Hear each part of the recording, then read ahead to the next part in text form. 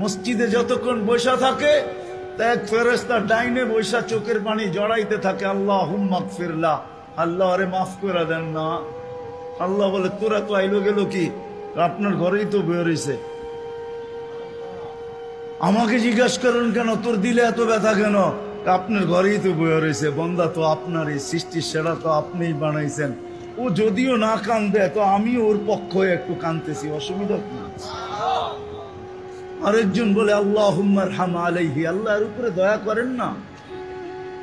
আপনার ঘরে বসে রইল, তারপরে যদি দয়া না করেন তো বাজারে গেলে করবেন, ওটা তো দয়ার জায়গাই না।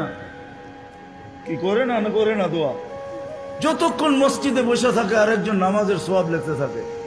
আল্লাহ বলে ঘুমায় তো রইল, তুই নামাজের সোয়াব লেখোস না কেন? ঘুমাইলো তো আপনার বাড়িতেই ঘুমাইছে, আর কোথায় ঘুমাইছে? সোয়াব লিখবো না তো লিখবো না কেন? এটাও ফেরেশতা চালায়। আপনি ভাবেন শ্বাস প্রশ্বাস এমনি নেন? কন্ট্রোল রুম আছে, কন্ট্রোল রুম। হ্যাঁ, হাবায়েক ফি আখবারিল মালায়েক কিতাবে আছে, জালালউদ্দিন সুয়ুতী রহমাতুল্লাহ আলাইহি লেখা। যখন শ্বাস নেই তো ফেরেশতা বলে আল্লাহ আমসিকা ওয়াতরুক, বন্ধ করে দিব না খোলা রাখবো?